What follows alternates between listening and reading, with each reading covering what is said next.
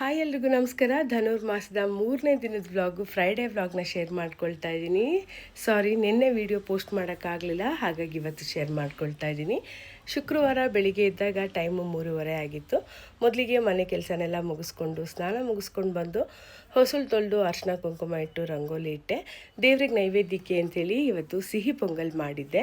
ದೇವ್ರಿಗೆ ನೈವೇದ್ಯನೆಲ್ಲ ರೆಡಿ ಮಾಡ್ಕೊಂಡು ಇಟ್ಕೊಂಡು ದೇವ್ರ ಮನೆಗೆ ಬಂದೆ, ದೇವ್ರ ಪೂಜೆ ಮಾಡ್ಕೊಳ್ಳೋಣ ಅಂಥೇಳಿ.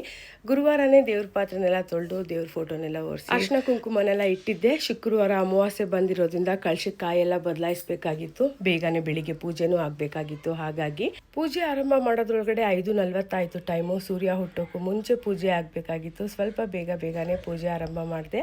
ಮಹಾಲಕ್ಷ್ಮಿ ಅಷ್ಟಕಂ ಪಠನೆ ಮಾಡಿದೆ, ವಿಷ್ಣು ಸಹಸ್ರನಾಮ ಪಠನೆ ಮಾಡಿದೆ. ಪೂಜೆ ಎಲ್ಲ ತುಂಬಾ ಚೆನ್ನಾಗಾಯಿತು. ದೇವ್ರಿಗೆ ನೈವೇದ್ಯಕ್ಕೆ ಸಿಹಿ ಪೊಂಗಲಿಟ್ಟು ಹಾಗೆ ಸಾಂಬ್ರಾಣಿ ಧೂಪ ಹಾಕ್ತೆ. ಮನೆ ತುಂಬ ಒಂದು ಪಾಸಿಟಿವ್ ವೈಬ್ಸಿಂದ ತುಂಬಿತ್ತು. ಸಾಂಬ್ರಾಣಿ ಸುವಾಸನೆ ಅಂತೂ ತುಂಬ ಚೆನ್ನಾಗಿ ಬರ್ತಾಯಿತ್ತು. ಹಾಗೆ ಕೆಲವ್ರು ಕೇಳಿದ್ರಿ, ನೀವು ಓದ್ತಾ ಇರೋವಂಥ ಬುಕ್ ಯಾವುದು ಅಂತ ಕೇಳಿ. ನಾನು ಓದ್ತಾ ಇರೋವಂಥ ಬುಕ್ಕು 6 ವ್ರತಗಳ ಸಟಿಕ ವ್ರತ ರತ್ನಂ ಅಂಥೇಳಿ. ಇದು ಎಲ್ಲ ಬುಕ್ ಶಾಪಲ್ಲೂ ಕೂಡ ಸಿಗುತ್ತೆ. totalkannada.com ಅನ್ನೋ ವೆಬ್ಸೈಟ್ ಇದೆ. ಹಾಗೆ ಇವ್ರ ಶಾಪ್ ಜಯನಗರಲ್ಲಿದೆ. ಇಲ್ಲಿ ಪೂಜೆಗೆ ಬೇಕಾಗಿರೋ ಪ್ರತಿಯೊಂದು ಬುಕ್ಸ್ ಕೂಡ ಸಿಗುತ್ತೆ. ಪೂಜೆ ಎಲ್ಲ ಆದಮೇಲೆ ಮಕ್ಕಳಿಗೆ ಲಂಚ್ ಬಾಕ್ಸ್ಗೆ ಚಪಾತಿ ಆಲೂಗೆಡ್ಡೆ ಪಲ್ಯ ಮಾಡಿದ್ದೆ. ಇದಾಗಿತ್ತು ಫ್ರೈಡೇ ವ್ಲಾಗು. ವಿಡಿಯೋ ಇಷ್ಟ ಆದರೆ ಲೈಕ್ ಮಾಡಿ. Thank you.